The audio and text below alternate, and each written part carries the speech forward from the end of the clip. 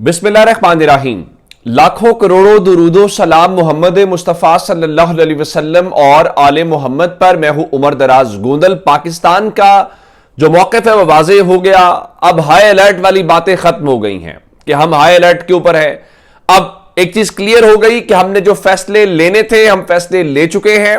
Minutes के अंदर respond किया जाएगा, एक के जवाब में 100 जगह पर रिस्पॉन्ड किया जाएगा। बॉर्डर के हवाले से बता दिया गया है कि हमने बॉर्डर के ऊपर अपनी जो पावर है या अपनी जो फोर्स है या ताकत है उसमें इजाफा किया है, हमें उस चीज का अंदाजा है। लेकिन एक्शन शुरू होने की बात क्या है? आपने चंद रोज पहले हमारे बहुत सारे दोस्तों ने वीडियोस की, मैंने उस बारे में कुछ जरा ज्यादा बात नहीं की, कि हमने खबर यह सुनी कि जो PL-10 मिसाइल्स हैं ये चाइना मेड बेसिकली कहा जाता है कि अगर आप उसको लिखेंगे तो ये शॉर्ट रेंज है। और खासकर ऐसी सूरत हाल में जब आपको अंदाजा हो कि आपका दुश्मन ऐसी कार्रवाई करेगा और आपने उसको जवाब देना है, छोटी रेंज के अंदर जवाब देना है और जल्दी जवाब देना है, तो ये बहुत एक कारगर, अगर आप इसके ऊपर जाएंगे, अगर आप इसको गूगल करेंगे, यानी आप और मेरे जैसा शख्स जो शायद इतने सिक्योरिटी इक्विपमेंट का इतना एक्सपर्ट ना हो, तो क्या लिखा आता है? The PL-10 is a short range infrared homing air-to-air missiles developed by the People's Republic of China. अच्छा, क्या लिखा गया?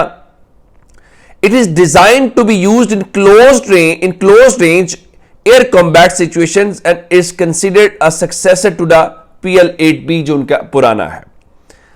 अब खबर हमारे पास, मैं आपसे ये खबर क्यों शेयर कर रहा हूं? मैं खबर इसलिए शेयर कर रहा हूं कि आप जानते हैं कि पाकिस्तान और चाइना का जॉइंट वेंचर है, फ्लैगशिप है, प्रोजेक्ट है JF-17 थंडर। पाकिस्तान ने पहली बार JF-17 थंडर की और उसके साथ जो PL-10 मिसाइल है उसकी एक तस्वीर जारी की है। और वो तस्वीर मैं आपको दिखाना भी चाहता हूं ताकि आपको उसका अंदाजा भी हो और उसमें क्या खास बात है। ये अगर आप देख पा रहे हो तो आपको ये मिसाइल जो है ये आपको JF-17 थंडर नजर आ रहा है। ये JF-17 थंडर, लेकिन इसकी खास बात क्या है? इसकी खास बात ये एरिया है और ये है वो PL-10 मिसाइल जो इसके साथ इक्विप्ड है। और पाकिस्तान ने JF-17 थंडर की ये तस्वीर जो है, यानी ये मिसाइल जो है उसको लगा के इस तस्वीर को बड़ा क्लोजली इशू किया गया है, जिसका मतलब बड़ा वाज़ेह है कि हम तैयार हैं। अब मैं आपको इस लम्हे एक चीज बताना चाहता हूं, आपको अंदाजा होगा कि चीजें किस लेवल के ऊपर है। और ख्वाजा आसिफ ने इस बात का एतराफ किया है कि इस वक्त जो सऊदी अरब है और चीन है वो कोशिश कर रहे हैं कि सूरत हाल जरा बेहतर हो जाए, जो इस वक्त वॉर की सिचुएशन है। लेकिन इस वक्त डेवलपमेंट यह है कि जो कतर के फॉरेन मिनिस्टर हैं शेख मोहम्मद बिन अब्दुर्रहमान अल सानी, उन्होंने अब से थोड़ी देर पहले पाकिस्तान के फॉरेन मिनिस्टर इसहाक डार से राब्ता किया है।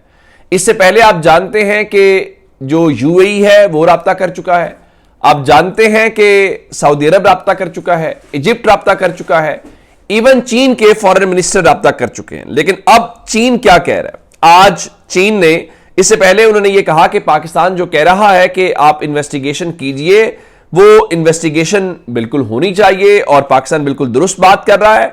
और अब उन्होंने एक और स्टेटमेंट जारी की है। अब उन्होंने कहा है कि as the neighbour of both India and Pakistan, China hopes that India and Pakistan will exercise restraint. यानी वो दोनों से कह रहे हैं कि हम दोनों हमसायों से तवक्को रखते हैं कि आप रिस्ट्रेंट का, तहम्मुल का मुजाहिरा करेंगे। अब ये चीन को तो पता है वो किसके पलड़े में वजन डाल रहा है, उसने UN सिक्योरिटी काउंसिल में क्या किरदार अदा किया है और कल से पूरे इंडिया में जो आग लगी हुई है। और इस दौरान जब पाकिस्तान की सिचुएशन है, आज और कल ब्रिक्स का इजलास हो रहा है ब्राजील के अंदर और इंडिया के फॉरेन मिनिस्टर जयशंकर ने वहां पे जाना था और जयशंकर वहां पे नहीं गए। लेकिन अब खबर जिस तरह शी जिनपिंग कह रहे हैं रिस्ट्रेंट का मुजाहिरा करें, उसके साथ आज तैयब उर्दवान जो टर्किया के प्रेसिडेंट हैं उन्होंने भी बात की है और वो मुकम्मल तौर पे पाकिस्तान के लिए जहां पे स्ट्रॉन्ग सपोर्ट का ऐलान कर रहे हैं सॉरी, उसके साथ उन्होंने इंडिया और पाकिस्तान दोनों से कहा है कि इस सिचुएशन को डी एस्केलेट किया जाए। वो क्या बात कर रहे हैं? वो ये कह रहे हैं कि उनका जी हम we do not want new conflicts in our region and beyond. उनका कि हम कुछ नए तनाज़ात नहीं चाहते। तो इसका मतलब है कि उन्होंने भी जरा इंडिया कहा कि जो आपने काम शुरू किया हुआ है वो ना करें। फिर यह खबर आई जो मैंने भी आपको दी कि जो टर्की का एक C-130 है वो इस्लामाबाद आया है। हम तो कह रहे थे एक आया है, अब इंडियन मीडिया अगर 6 की बात कर रहा है तो इतना शोर मचा। और शोर यह था कि जो टर्की की डिफेंस मिनिस्ट्री है उन्होंने बताया कि जनाब ऐसा कोई कार्गो प्लेन नहीं वहां पे गया जो इस किस्म की कोई चीज लेके गया हो। हां, हमारा तैयारा रुका जरूर है और वो फ्यूलिंग के लिए रुका है। मुझे ये बताइए कि अगर इंडियन लोग कह रहे हैं कि 6 C-130s आए हैं तो अब अगर उन्हें ये कहना है तो क्या कबाहत है? वो कह दें जी हमने बिल्कुल नहीं भेजा, हम कह रहे हैं। आज तो वो इवन इंडियन एंकर्स तो आज यूके के तैयारे के ऊपर भी शोर मचा रहे थे। अब इंडिया के लिए एक और खुशखबरी जो है वो बांग्लादेश से मुतल्लिक है। आपने तमाशा लगाने की कोशिश की अफगान तालिबान के साथ मिलकर, तो फिर आपको याद आया कि नहीं नहीं नहीं नहीं, जो अफगानिस्तान और जो बांग्लादेश और इंडिया का कोई 850 किलोमीटर का बॉर्डर है वहां पे तो हमने सिक्योरिटी टाइट करनी है। अब खबर क्या? खबर यह है कि ढाका के अंदर जो पाकिस्तान के हाई कमिश्नर हैं सैयद अहमद मारूफ उनका नाम है, उनकी एक हाई लेवल मुलाकात हुई है ढाका बांग्लादेश के अंदर और वो बांग्लादेश के जो फॉरेन सेक्रेटरी हैं उनसे मिले हैं। और उसके अलावा उन्होंने मजमूई तौर पे ये जो सिचुएशन है उस सिचुएशन के साथ उन्होंने उनको ब्रीफ किया है और उनको उन्होंने बताया है कि पाकिस्तान जो है वो इससे क्या कर रहा है और नेशनल सिक्योरिटी। और इस मुलाकात का होना इटसेल्फ इंडिया की दुम के ऊपर पांव रखने के लिए काफी है। वो ये कहेंगे कि आखिर क्या वजह है कि पाकिस्तान जो है वो बांग्लादेश को ब्रीफ कर रहा है। और बांग्लादेश पहले ही उनके ताल्लुकात जब से उनकी वो प्यारी हसीना वाजिद की हुकूमत खत्म हुई है तो उनका ख्याल ये है कि पाकिस्तान ये हुकूमत गिराने में मुलव्वस है। तो अब जब पाकिस्तान का हाई कमिश्नर जाके उनके फॉरेन सेक्रेटरी को मिल रहा हो और उनको ये बता रहा हो कि हम क्या कर रहे हैं तो तकलीफ तो जरा और होगी। अब इंडिया क्या हल निकाल रहा है? इंडिया पाकिस्तान के जो न्यूज चैनल्स हैं वो ऑलरेडी बंद किए हुए हैं, अब उनके यूट्यूब चैनल्स बंद कर दिए, पर्सनैलिटीज किया। अब आ जाके आपकी लड़ाई इस बात के ऊपर आ गई, पहले आपने BBC के साथ शिकायत की।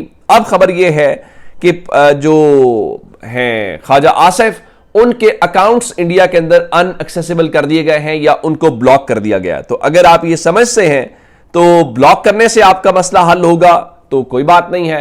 मेरा ख्याल है कि अगर हमें यहां बैठ के इंडिया से मुतल्लिक या इंडिया के अंदर होने वाली डेवलपमेंट्स के मुतल्लिक पता चल रहा है और एक एक चीज के ऊपर हम नजर रखे हुए तो गालिबन आपके लोगों को भी आइडिया होगा। सोशल मीडिया का दौर है, वो हमारी फोर्सेस की मूवमेंट भी देख रहे होंगे। वो हमारे ये जो हमने तस्वीर JF-17 थंडर की PL-10 के साथ जारी की है ये किसी मकसद के लिए जारी की है ना, या बाकी जगहों के ऊपर हम कर रहे हैं तो अब उसका मकसद है। दुश्मन को ये बताया जाना भी जरूरी होता है, वो किसी गलत फहमी का शिकार ना हो कि हमारे यहां वो चीजें हो रही कि नहीं हो रही। हाँ, ये जरूर है कि पाकिस्तान ने आज जो है वो इंडस वाटर ट्रीटी के ऊपर रात को एक इजलास हुआ है और उस इजलास में पाकिस्तान ने एक बार फिर यह कहा है कि Pakistan will take all appropriate steps to safeguard its due share of water guaranteed by Indus Water Treaty. और उसके साथ ही उन्होंने ये कहा है कि ये जो इनकी कोशिश है उसको हम कामयाब नहीं होने देंगे। यानी पाकिस्तान बड़ी क्लैरिटी के साथ कह रहा है कि भाई, और हमने नेशनल सिक्योरिटी कमेटी में बड़ा पाकिस्तान ने ऑफिशियली ये ऐलान कर दिया हुआ है कि अगर हमारा पानी रोका जाता है तो ये पानी रोकना नहीं होगा बल्कि ये एक्ट ऑफ वॉर होगा और हम इसको अमली तौर पे यही समझेंगे। अपना बहुत सारा ख्याल रखिएगा। खुदा हाफिज।